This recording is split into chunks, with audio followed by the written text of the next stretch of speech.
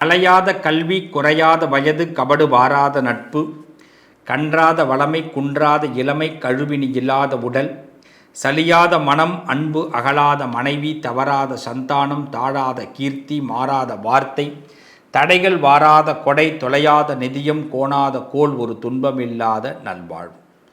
என் அன்பு உள்ளங்களுக்கு 16 செல்வத்தை அந்த அபிராமி என்றென்றும் தந்தருள்வாள். நாம் தொடர்ந்து பார்த்துட்டு வர்றது லக்னத்தில் வைத்து நம்ம லக்ன வாழ்க்கை எப்படி இருக்கும், நம்மளுடைய உயிர் நாடி எப்படி இருக்குங்கிறத ஒவ்வொருத்தவங்களுக்கும் பார்த்துட்டு வரோம். அதில் இப்போ பார்க்கறது கன்னி லக்னக்காரர்களுக்கு பார்க்குறோம். பொதுவாக லக்னம்ங்கிறது உயிர். இந்த உயிர் சரியாக இருந்ததுன்னா நம்ம பிறந்ததுக்கு ஒரு அர்த்தம் கிடைக்கும். நீங்கள் என்றைக்காவது ரொம்ப உங்களை நினச்சி ஃபீல் பண்ணி பார்த்துருக்கீங்களா? நான் ரொம்ப ஒஸ்ட்டாக ஏன் எனக்கு நிறைய விஷயம் நடக்குது, ஏன் என்னால் ஒரு ரெகக்னைசேஷனை பண்ணிக்க முடியலை, கிடைக்க மாட்டேங்குது, நிறைய சான்சஸ் நெருங்கி வர மாதிரி இருக்குது, ஆனால் எனக்கு அது நடக்காமல் போயிடுதே. இனிமையாக பேசணும்னு சொல்கிறாங்க, அதை விட இனிமையாக நான் பேசுகிறேன், எல்லாருக்கிட்டேயும் ரொம்ப நட்பாக நடந்துக்கிறேன், யாரையுமே காயப்படுத்தாமல் நடந்துக்கிறேன். என்னை விடலாம் மோசமாக இருக்கிறவங்களாம் எத்தனையோ பேர், அவங்கெல்லாம் ஹை பொசிஷனுக்கு போகிறாங்க. ஆனால் நான் ரொம்ப அழகாக பேசி ரொம்ப கிளி போல், அதாவது சொல்லப்போனால் இனிப்பு கலந்தே பேசுகிறேன், தேன் மாதிரி பேசுகிறேன், தேன் மாதிரி பழகிறேன். ஏன் என்னை யாரும் ஏற்றுக்க மாட்டுறாங்க? என்னோடய இல்லற வாழ்க்கையிலையும் நிறைய சிரமங்கள், குடும்ப வாழ்க்கையிலையும் திருப்தி இல்லை. சரி, என்னுடைய பொருளாதார வாழ்க்கையில் ஏதாவது முண்டி அடித்து முயற்சி பண்ணி மேலே வந்துடலாம் அப்படின்னு நினைக்கும்போது அந்த இடத்துலையும் நான் ரொம்ப பாதிக்கப்படுறேன். இப்படி நிறைய பாதகங்களாக பார்த்து ஆண்டவன் எனக்கு கொடுக்குறான். இதில் என்ன ஆண்டவனுக்கு எனக்கு என்ன வாக்கிய தகராறு? இப்படியெல்லாம் இந்த கன்னி லக்னக்காரர்கள் யோசிக்கிறத என்னால் கண்டிப்பாக உணர முடியும். ஒன்று நல்லா தெரிஞ்சுக்கிங்க, நமக்கு லக்னத்தில் எந்த கிரகம் இருக்குன்னு முதல்ல செக் பண்ணுங்கள். லக்னத்தில் ஏதாவது கிரகங்கள் இருந்தால், அதுவும் முக்கியமாக ராகு கேது சனி செவ்வாய் இது மாதிரி கிரகங்கள் இருந்தால் நம்ம லக்னம் சாதகம் இல்லாமல் நிற்கிதுன்னு அர்த்தம். லக்னாதிபதி, லக்னம்ங்கிற இடத்துக்கு அதிபதி. இப்போது நீங்கள் கன்னி லக்னத்தில் பிறந்திருக்கீங்க, அவருடைய அதிபதி யாருன்னா புதன். இந்த புதன் உங்களுக்கு இப்போ மீன ராசியில் இருக்கார் அப்படின்னா அவருடைய பார்வை உங்கள் லக்னத்தை பார்க்கறதுனால உங்களுக்கு பாதகம் வராது, நல்லா தெரிஞ்சுக்கிங்க. ஆனால் ஒரு வினாடியை கூட விடாமல் உங்கள் வீட்டு வாசலையும் உங்கள் வீட்டு வாழ்க்கையையும் உங்களுடைய கணக்குகளையும் நீங்கள் பார்த்துக்கிட்டே இருக்கணும். இப்படி திரும்புறதுக்குள்ளே வாழ்க்கையில் அடுத்த கட்டம் மாறும். என்னங்க இப்படி அந்த மாதிரி? ஆமாம், இந்த சொல்லுவாங்க இப்படி ஒரு சனப்பொழுதில் இந்திர பதவியே கிடைக்கும்னு சொல்லுவாங்க. வாழ்க்கையில் நீங்கள் என்றைக்காவது கனகதாரா ஸ்தோத்திரம்னு சொல்லிட்டு கேட்டிருக்கீங்களா? முடிஞ்சதுன்னா அதை படிங்க, இல்லைன்னா யூடியூப்பில் போட்டு விட்டு கேளுங்க. கனகதாரா ஸ்தோத்திரம் ஒரு வீட்டில் ஓடிக்கிட்டு இருக்குன்னா தொடர்ந்து நீங்கள் ஒரு 90 days கனகதாரா ஸ்தோத்திரத்தை கேட்குறீங்க. ஒரே நாளாக இருக்கணும், ஒரே நாழிகையாக இருக்கணும். அதாவது காலையில் 6ன்னா 6 மணி டெய்லி கனகதாரா ஸ்தோத்திரம் உங்கள் வீட்டில் ஓடுனதுன்னா 90 நாளில் நிச்சயமாக நீங்கள் என்ன பொருளாதார சிக்கல் இருந்தாலும் மாறும். இதெல்லாம் உண்மையான விஷயம். அப்போ இந்த கன்னி லக்னக்காரர்களுக்கு இதுவரைக்கும் உங்களுக்கு ஏதாவது அதிர்ஷ்டங்கள் இல்லாமல் இருக்குது அப்படின்னா முக்கிய காரணம் உங்கள் லக்னத்தில் யாரோ ஒரு கிரகம் இருக்குது அப்படின்னு அர்த்தம். இல்லை லக்னாதிபதி கெட்டு போயிருக்கணும். இந்த ரெண்டை தாண்டி உங்களுக்கு ஒரு கெட்டது நடக்கிறதுக்கு, ஒரு விஷயம் டிலே ஆகிறதுக்கு, ஒரு அங்கீகாரம் கிடைக்காம போகிறதுக்கு வேறு காரணம் அல்ல. அதே மாதிரி லக்னத்துக்கு 10வது வீடு உங்கள் வீடு தான், புதனுடைய வீடு. அந்த வீட்டில் நமக்கு ஏதாவது பரதேசம் செல்லக்கூடிய கிரகங்கள் இருக்கக்கூடாது. பரதேசம்னு என்ன சொல்லுவாங்க? வீதி வீதியாக அலைகிறது, நாடு நாடாக போகிறது. இந்த கன்னி லக்னக்காரர்களுக்கு பார்த்திங்கன்னா ஒரு பிளேஸ் இருக்காது, அது மாறிக்கிட்டே இருக்கும். அப்போ ஏதாவது ஒரு சிக்கலை இது மாதிரி ஏற்படுத்தாமல் இருக்கணும்னா அங்கே கிரகம் நல்லா இருக்கணும். 10வது வீட்டில் கர்மா அப்படின்னு சொல்லுவாள், கர்மாதிபதி, தொழில் தான் கர்மா. இப்போ இந்த 2 இடமையும் நம்ம செக் பண்ணி வச்சுக்கணும்.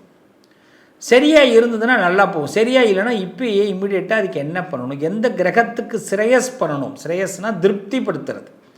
இப்போ சொந்தக்காரவங்க வீட்டுக்கு வராங்க, தெரிஞ்சவங்க வீட்டுக்கு வராங்க, அவங்கள திருப்திப்படுத்துறதுனால தானே அவங்க நம்மளோட தொடர்ந்து பயணிக்கிறாங்க, அவங்களால பிறகு சகாயம் கிடைக்குது. கிரகமும் அப்படி தானே, கடவுளும் அப்படி தானே, பிரபஞ்சமும் அப்படி தானே. அந்த காலத்தில் சொல்லுவாங்க, மரத்தை நடுங்கள், மரத்தை வெட்டாத, தண்ணியை பழிக்காத, நெருப்பில் எச்சல் படாமல் பார்த்துக்கோ. ஏன் சொல்கிறாங்க? அதை கஷ்டப்படுத்தணும், அதை துன்புறுத்தணும், அதை உதாசீனப்படுத்தினோம்னா அது நம்மளை திரும்பி வச்சு செய்யும். இவ்வளவு தான்.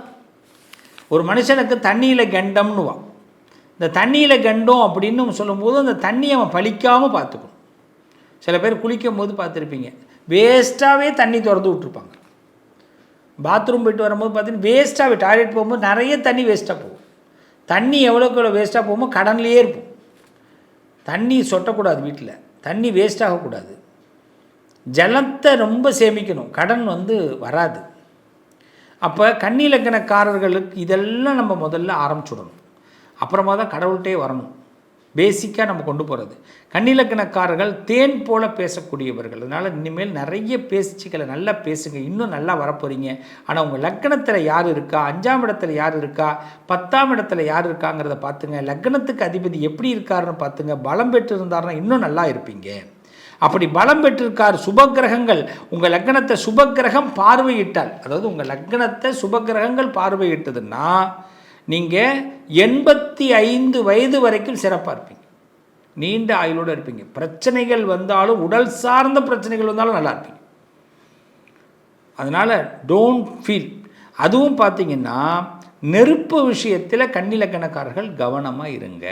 நெருப்பு சைலன்ஸை சுடுறது அடிக்கடி. வீட்டில் பெண்களுக்கு இந்த அடுப்படியில் சூடு வாங்கிறது அடிக்கடி. சில பெண்கள் பார்த்திங்கன்னா வீட்டுக்கார் கோவப்பட்டு அடிச்சிடுவார், இந்த திடீர்னு அரைஞ்சிடுவார். அது எந்த பெண்ணாக இருக்குன்னு பார்த்தா கன்னிலக்கணக்காரராக இருப்பாங்க. சம்மந்தமே இல்லாமல் நம்மளை என்ன சொல்லுவாங்க, அடிக்கிறதுக்கு பேர் என்ன, திடீர்னு நம்மளை எதிர்க்கிறதுக்கு அது ஒரு பேர் சொல்லுவாங்களே, ஆங்கிலத்தில் ஒன்று சொல்லுவாங்களே, அட்டாக் பண்ணுறது. திடீர்னு நம்மளை அட்டாக் பண்ணிவிடுவாங்க, ஒரு மாதிரி ஆகிடும், நமக்கு தெரியவே தெரியாது. அதுமாரி ஆண்கள் பார்த்திங்கன்னா நிறைய இடிச்சிக்கிறது, இதெல்லாம் இந்த கன்னிலக்கணக்காரர்களுக்கு அடிக்கடி ஏற்படும். ரொம்ப சிம்பிளாக சொல்கிறேன், இந்த கன்னிலக்கணக்காரர்கள் உடம்பு சூடு அதிகமாகிடும், உஷ்ணம். அதனால் நீங்கள் நல்லெண்ணெய் வயிற்றில் தடவிக்கிங்க, நல்லெண்ணெய் ஆயில் பாத் எடுத்துக்குங்க, வெங்காயம் நிறையா சாப்பிடுங்க, குளுமையான விஷயங்களை எடுத்துக்குங்க, சூடு அதிகமாக பார்த்துக்குங்க, கண் ரொம்ப முழிக்காதீங்க, இதிலெல்லாம் இருங்க. அதே மாதிரி பார்த்திங்கன்னா உங்கள் இடத்துல பணத்தை நீங்கள் சம்பாதிக்கிறதுக்கான வாய்ப்பு உண்டு, பணத்தை சேர்க்க முடியாது உங்களால். அதனால் பணத்தை கடன் அடைக்கிறது தான் வாய்ப்பு ஏற்படும். கண்ணினாலே கடன் தான். அதனால தான் என்ன சொல்லுவாங்கன்னா, நான் முதல்ல சொன்னது, நிறைய அரசியல்கள் செய்யுங்க, கனகதாரா ஸ்தோத்திரத்தை படிங்க, உங்கள் வாழ்க்கையில் வறுமை அகலும், உங்கள் மேலே எந்த குற்றம் சுமத்தப்பட்டாலும் அதிலிருந்து நீங்கள் விலகிட முடியும். ஆனால் குற்றமற்றவர் நிரூபிக்க வேண்டிய கட்டாயம் இருக்கிறதுனால, அப்போ குற்றமற்றவர்னு யாராவது பழி சுமத்த வாய்ப்பு இருக்கு இல்லையா, அப்போ தான், அதனால தான் சொல்கிறேன், 10வது இடம் நல்லா இருக்கான்னு பார்த்துக்கணும். அப்போ என்ன ஆகும், பதவி ஸ்தானங்களில் நம்மளை யாராவது குற்றம் சுமத்த வாய்ப்பு இருக்குது, உத்தரவு கவுளி அடிக்குது. அதனால் இது மாதிரி விஷயங்களில் கவனமாக இருங்க. என்னை பொறுத்த வரைக்கும் தான தர்மங்கள்லாம் நிறைய செய்கிறவங்க தான், ஆனால் பார்த்து செயல்படுங்க. ரொம்ப தான தர்மங்களை பண்ண வேண்டாம். என்னப்பா தான தர்மங்களே பண்ணக்கூடாதுங்கிறாரு, பண்ணக்கூடாதுன்னு சொல்லிவிட, ரொம்ப பண்ணாதீங்க. உங்களுக்கு கொடுக்கப்பட்டதை நீங்கள் கடன் வாங்கிலாம் தான தர்மம் பண்ணாதீங்க. உங்களுக்கான வாய்ப்புகளை இன்னொருத்தவங்களுக்கு கொடுக்காதீங்க. கன்னிலக்கணத்தை பொறுத்தவரை சிறப்பாக இருக்க, சிங்கம் போல், சிங்கங்களைப் போல் நீங்கள் இருக்கணும் அப்படின்னா நீங்கள் உங்கள் தேவைக்கு முதல்ல உங்களை பயன்படுத்திங்க, அப்புறமா தான் அடுத்தது. இந்த லக்னத்தில் சுபகிரகங்கள் இருந்ததுன்னா, சுபகிரகத்துடைய பார்வை இருந்தால் நீங்கள் போடுற ஸ்கெட்ச் கரெக்டாக இருக்கும். சுபகிரகத்துடைய பார்வை இல்லைன்னா நம்ம இன்னொருத்தவங்களுக்காக நம்ம என்ன பண்ணாலும் இந்த பேரை இன்னொருத்தவங்க வாங்கிட்டு போயிடுவாங்க. பேர் இருக்கும், புகழ் இருக்கும், ஆனால் நேரத்துக்கு அது பயன்படாது. உங்களுக்கு யார் ரொம்ப பிடிச்சிருக்கு, ஒரு அதிகாரி உங்களுக்கு ரொம்ப பிடிக்குதுன்னா, நீங்கள் உங்களுக்குன்னு ஒரு ஹெல்ப்பு கேட்க போகும்போது அவர் ட்ரான்ஸ்ஃபர் ஆகி போயிடுவார். என்ன கொடுமை சாமி இது, என்ன கொடுமை சரவணன் இது அப்படின்வாங்கள. அதான் அதனால் கன்னிலக்கணக்காரர்கள் அதிகமாக பெருமாளை பிரார்த்தனை பண்ணுங்கள். நாராயண வழிபாடு அதிகமாக பண்ணுங்கள். ஒரு தெய்வம் பவர்ஃபுல்லாக ஐயப்பன், துர்க்கை, முனீஸ்வரன், குலதெய்வம் இவங்களை எடுத்துக்குங்க. பவர்ஃபுல்லாக பிரார்த்தனை பண்ணுங்கள், ஜெபம் பண்ணுங்கள். உங்களுக்கு ஆன்மீக நாட்டங்கள்லாம் அதிகமாக வரும். நீங்கள் சொன்னால் உங்களுக்கு கோபத்தில் ஒரு விஷயம் சொன்னால் பலிக்க ஆரம்பிக்கும், அருள்வாக்கு கிடைக்கும். புரியுதுங்களா? உங்களுக்கு ராஜ யோகங்கள்ங்கிறது இந்த அருள்வாக்கில் தான் அமையும். அதனால் நிறைய மந்திரங்களை உபதேசம் எடுத்து சொல்ல ஆரம்பிங்க, நல்லா இருப்பீங்க, நல்லது நடக்கும். இந்த பிறவி பலன் நம்ம வாழ்க்கையில் ஒரு விஷயத்தை அனுபவப்பட்டு தான் கற்றுக்க வேண்டிய இடத்துல இருக்கோமே தவிர ஒரு பிரச்சனையை கண்டுக்காமல் போகிறதோ, பிரச்சனை வந்துட்டேன்னு வருத்தப்படுறதோ வேண்டாம். பிரச்சனைக்கு பிறகு உங்களுக்கு நிறைய அர்ச்சனைகள் நடக்கும், நல்லது நடக்கும். வாழ்த்துக்கள். உங்கள் அதிர்ஷ்டத்திற்கான தீர்வு: கல்வி, பதவி, யோகம், தொழில் வளர்ச்சி பெருக. ஜாதகம், வாஸ்து, திருமண பொருத்தம் பார்க்கவும், பிரசன்னம் கேட்கவும். Positive lion doctor Sivasri Manikanda Sivam. தொடர்பு கொள்ள வேண்டிய வாட்ஸ்அப் எண் 7904137178.